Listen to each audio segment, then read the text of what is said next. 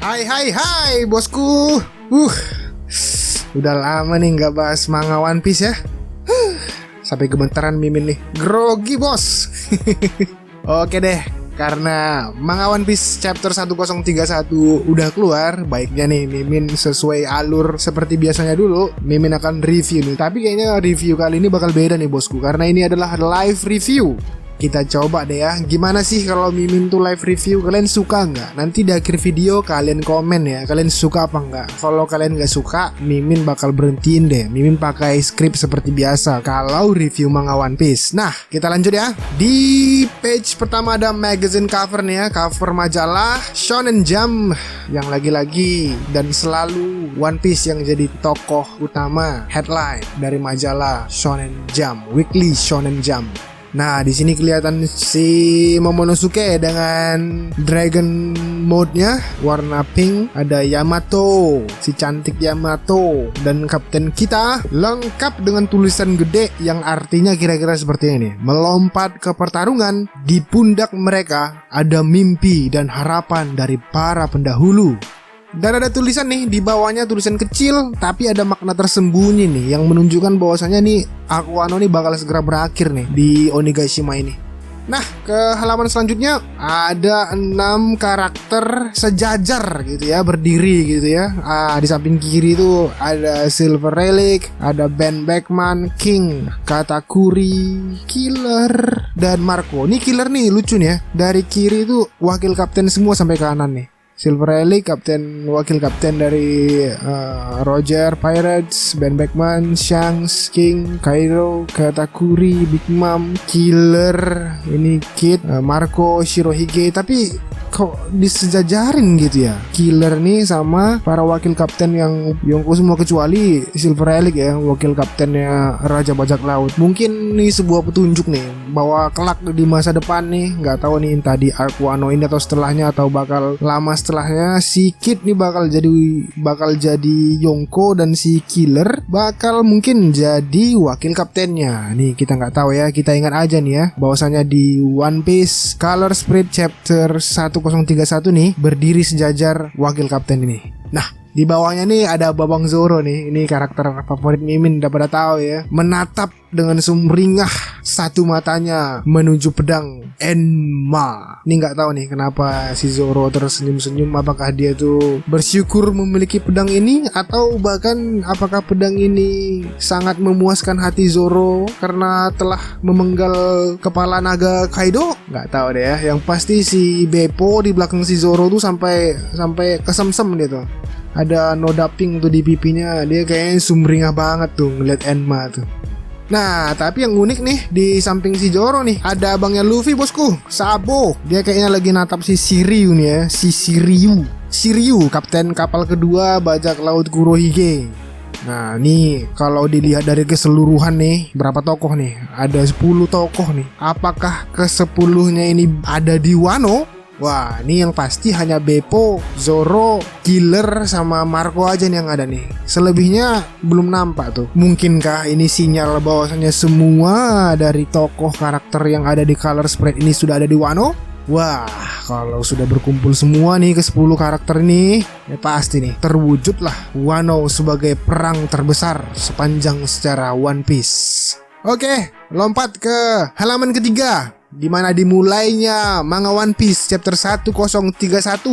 Judulnya Soldier of Science, prajurit science. Nih, kita lihat nih ada kroco-kroconya Kaido nih yang pelongo setelah benturan keras yang diterima Big Mom dari 2 orang generasi terburuk yang melawannya secara sekaligus.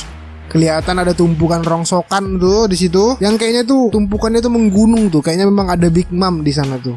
Ini kelihatan banget nih 2 generasi terburuk nih yang sedang melihat hasil pekerjaan mereka menghantam Big Mom. Si Lo sama si Kid ngos-ngosan bos. Tapi bukan sekedar ngos-ngosan, si Kid langsung celoteh nih. Bagaimana dengan itu nenek-nenek monster katanya. You giant hack. Kesel banget kayaknya dia tuh. Habis sudah tenaganya semua untuk menghantam Big Mom. Si Lo langsung nimbrung nih. Oh, jadi gitu kemampuan buah iblis kamu. Rupanya objek-objek di sekitar ini jadi ikutan punya daya magnet juga ya. Tapi kok nggak lama ya? Seberapa kuat tuh daya magnet buah iblismu? Gitu kata si Lo kira-kira ya. Si Kid pun langsung membalas tuh, bukan urusanmu, katanya gitu sama Silo. Silo sih biasa aja, bodo amat gitu. Yang dia khawatirkan tuh tiba-tiba ada luntang lantung suara rongsokan plang plung sampai heran tuh semua orang tuh. Ada sosok yang tiba-tiba bangkit berdiri dari rongsokan itu. Krocok Kaido pun sampai terkejut. What? Dia bangkit cu, katanya. Big Mom bangkit bosku. Gak hanya bangkit langsung tuh. Aneh nih. Biasanya live or live, ini kok jadi Oshiruko or live. Memang nenek tua tukang makan ya. Langsung udah tuh dia cabut tuh nyawa semua orang yang ada di depan matanya. Orang-orang pun pada bilang tuh, gawat, itu soul focus. Oshiruko? Kok Oshiruko? Apa kita masih punya Oshiruko? Aduh, mana semua presiden sudah tumpah lagi. Kalau begini bahaya dah, pasti mati lah kita. Wow, betul aja tuh si Big Mom langsung narik tuh semua nyawa mereka.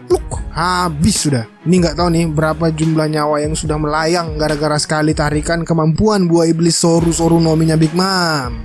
Langsung dia hidupkan benda-benda di sekitarnya menjadi homies. Ku beri kalian hidup, katanya gitu. Ya, kata homiesnya bersorak kegirangan bos. Tapi yang aneh nih, si Big Mom bilang nih, sepertinya aku harus mengorbankan 1 tahun kehidupanku. Kalau tidak begini, aku nggak akan bisa bertambah kuat, katanya gitu. Wah, ini nih menunjukkan bahwasanya 2 generasi terburuk nih, si Lo sama si Kid nih, kemampuannya sudah sebanding dengan Big Mom. Makanya Big Mom merasa nggak puas dan pengen naikin kemampuannya lagi. Dengan cara apa? Nih dibilangnya di sini dia harus mengorbankan 1 tahun hidupnya. Lalu kemudian jadi gede dia.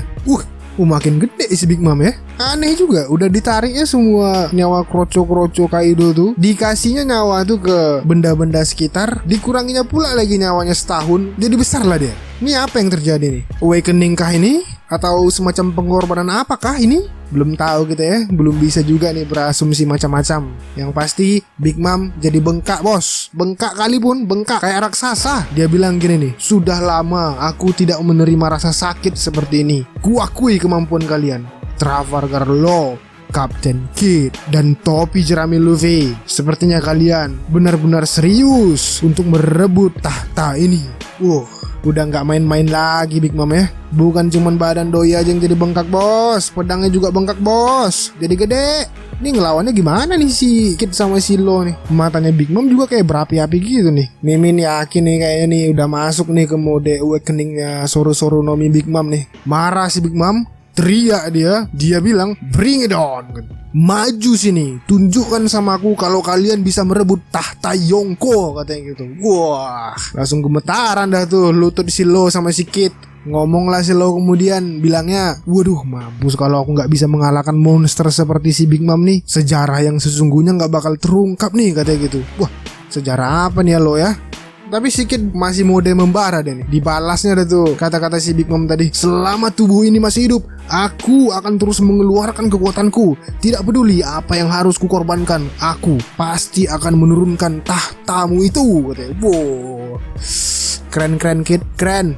Di tempat yang sama ada Yamato yang sedang mencari jalan menuju gudang persenjataan. Dia bingung tuh, di pintu depan banyak penjaga. Ya jalan satu-satunya katanya hanya melewati gerbang gua batu. Lalu masuklah dia ke gerbang gua batu dan di sana ada si Apo sama si Drake. Udah pada tahu lah ya, di chapter sebelumnya mereka siap-siap mau baku hantam nih. Dan gak lama setelah itu langsung dah si Apo ngeluarkan jurus musiknya. Tapi untungnya si Drake udah tahu nih rahasia kekuatan buah iblis si Apo yang kalau tutup telinga ya gak bakal berpengaruh aja gitu. Dibilang si Drake, untuk membalas budi pada topi jerami, aku punya kewajiban untuk menghentikanmu di sini. Aku sudah mengetahui cara permainan buah iblis semua Apo. Terus dibalas ya Apo, woi jangan bocorin dong. Kau yang gak diuntungkan di sini loh, karena aku punya 3 numbers di sini.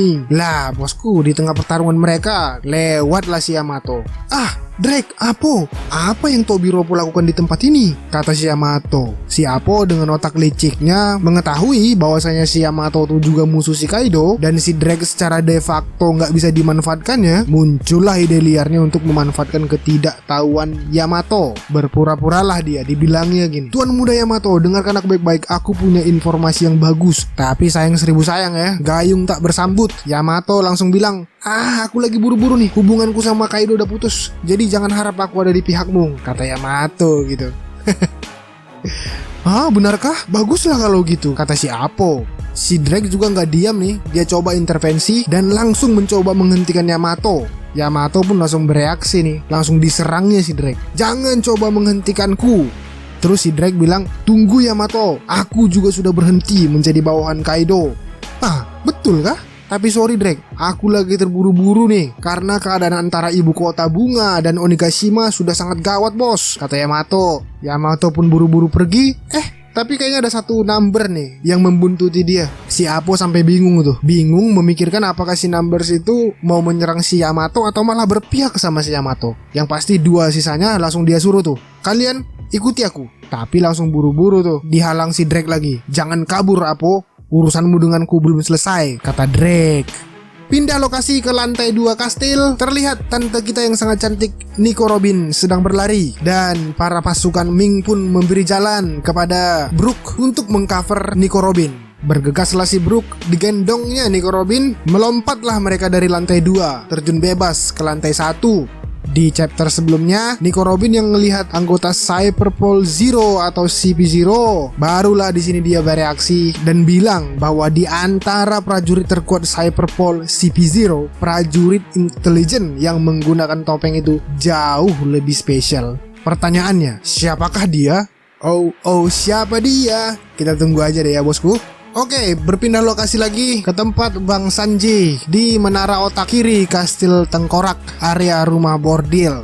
Terlihat ya bosku, seorang perempuan muda sedang bercucur darah, lebam mukanya, dihajar oleh seseorang. Para wanita kupu-kupu malam, teman wanita itu pun langsung bilang, teganya kau menyakiti gadis muda ini. Kau pasukan pemberontak Wano kan? Sanji pun langsung gelagapan tuh sambil bilang, Iya aku, tapi nggak aku pelakunya, bukan aku nggak bakal pernah menyakiti seorang wanita, kata Sanji gitu. Pembohong. Perempuan-perempuan kupu-kupu malam itu pun melempar Sanji dengan batu dan menyuruhnya pergi dari sana. Sial banget si Sanji ya, baru aja membuka pintu kembali ke tempat sarang penyamun, tempat favoritnya, buka-buka pintu malah dituduh yang enggak. Dia pun jadi kepikiran bahwasanya kejahatan terhadap perempuan itu tidak pernah sekalipun disentuh oleh tangannya. Malah dia sangat menghargai perempuan kan. Dia pun bergumul saat itu juga. Teringatlah dia pada masa-masa lalu saat saudara-saudaranya dari Germa 66 dengan gampangnya menganiaya seorang perempuan yang notabene bosku merupakan hal yang haram bagi Sanji untuk menyakiti seorang wanita. Lagi bergumulnya si Sanji, Queen tiba-tiba datang. Langsung nyerocos dia bilang, dari mana saja kau? Lagi enak-enak kau ya di rumah bordil. Gak dihiraukan si Sanji bos. Dia cuman bilang, tubuhku sudah tidak nyeri lagi. Apakah perubahannya sudah selesai? Mengagak-agak dia, apakah kekuatannya ini sudah cukup untuk melawan si Queen kembali apa enggak? Nah, bergumul lagi dia. Nah, di sini nih yang aneh nih. Di sini yang aneh bosku. Si Sanji bilang, memang benar jika aku pikirkan kembali. Lalu teringatlah dia flashback sebelumnya tentang wanita yang babak belur diajar tadi. Wanita itu ngomong sama Sanji dan bilang dia hanya geisha dari ibu kota bunga. Dia minta tolong untuk si Sanji membiarkan dia hidup. Tapi gak lama setelah itu, si perempuan itu terhempas dan berdarah-darah, babak belur. Dan dia ketakutan saat melihat si Sanji. Ada apa? Apakah saat itu si Sanji tidak sadar diri sedang memukuli seorang wanita? Apakah ini efek dari yang sebelumnya yang dibacok si Queen dia nggak mempan, dipukul dia nggak terasa?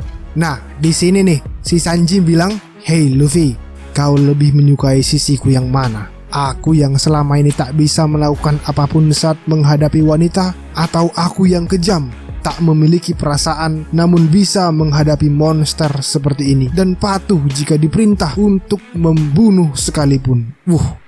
Nih jujur nih bagi Mimin sendiri teka-teki besar nih sama Mimin nih. Apa sih sebetulnya perubahan yang terjadi sama Sanji? Apakah gen Germanya aktif dan menyebabkan sisi humanismenya hilang secara total? Yang pasti setelah itu dia bilang gini, prajurit Saints dan sisi manakah yang berguna bagi Raja Bajak Laut? Aku tidak tahu apa yang terjadi nantinya. Sudah kuputuskan, diambil si Sanji lah red suit Jerman number 3-nya tuh. Tapi sayangnya bukannya memakai red suit itu, si Sanji malah menendang red suit Jerman itu dan ngedumel dalam hati. Pasti karena ini, sesuatu yang sebelumnya tertidur di tubuhku dibangkitkan oleh Sense, dan sekarang tidak ada yang bisa kulakukan lagi. Kalau begitu, aku tak akan memakai alat ini lagi, karena aku tidak ingin menjadi bagian dari Germa. Selamat tinggal Germa, selamat tinggal pemandian wanita.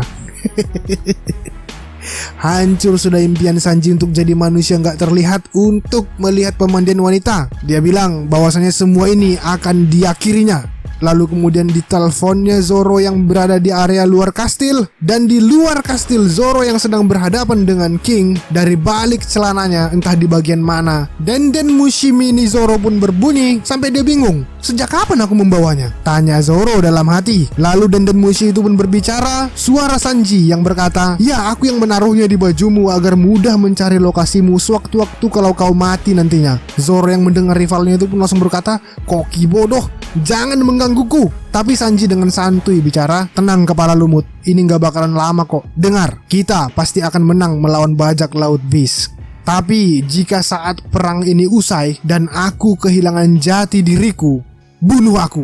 Wih, kata Sanji gitu bos. Ada apa ini? Si Zoro pun merespon, aku mengerti. Saat itu terjadi, aku pasti akan membunuhmu.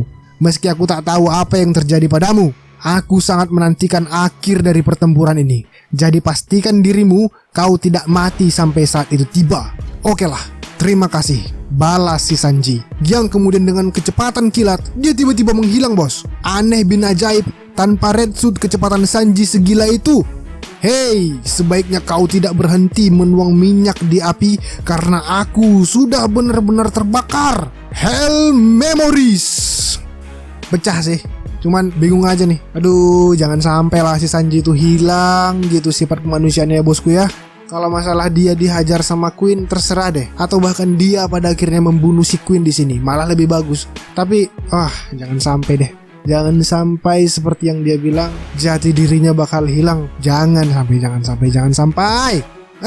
Oke lah bosku, demikianlah live review kita di chapter 1031 ini. Keren. Yuk, seperti yang Mimin tanyakan di awal tadi, kalau live review Mimin ini bagus, kalian tulis bagus ya, keren gitu atau apalah. Tapi kalau jelek ya bilang jelek dong. Tulis jelek di kolom komentar. Mana yang paling banyak, Mimin akan simpulkan bahwasannya besok bakal lanjut apa enggak. Oke bosku, sekian aja deh review manga One Piece chapter 1031. Mimin pamit undur diri, sampai jumpa di video berikutnya. Ciao.